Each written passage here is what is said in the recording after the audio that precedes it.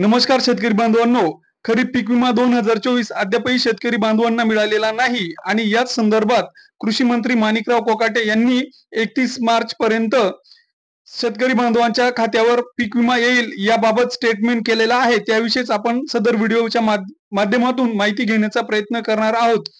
तत्पूर्वी तुम्ही जर आपल्या चॅनलवर नवीन असाल तर अशाच विविध शासकीय योजनांच्या माहितीसाठी आपल्या चॅनलला सबस्क्राईब करून घ्या आणि बेल आयकॉनला क्लिक करा।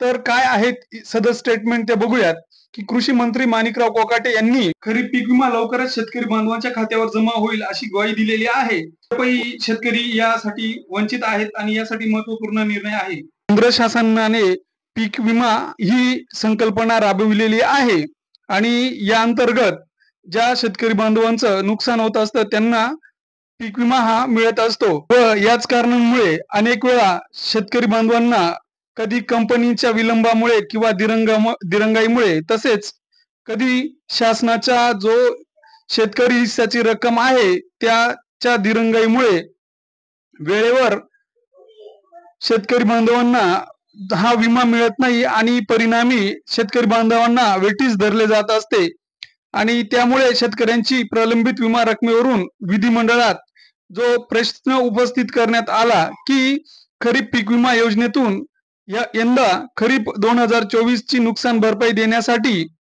21,97.15 कोटी रुपयांचा निधी मंजूर करण्यात आलेला आहे व राज्य सरकारच्या हिस्साचा विमा कंपन्यांना उपलब्ध करून देण्याची प्रक्रिया प्रगतीपथावर आहे। त्यामुळे नुकसानग्रस्त शेतकऱ्यांना पीक विम्याची वाटप 31 मार्च पूर्वी होईल असे राज्याचे कृषी मंत्री माणिकराव कोकाटे यांनी शेतकरी बांधवांना ग्वाही दिली व पीक विमा वाटप करण्यात येणार आहे व विमाचा हप्ता कंपनीला उपलब्ध करून देण्याचे काम सुरू आहे व सदर विधी मंजूर झाल्या लगेच शेतकरी बांधवांच्या खात्यावर सदर पीक विमा हा पडणार आहे।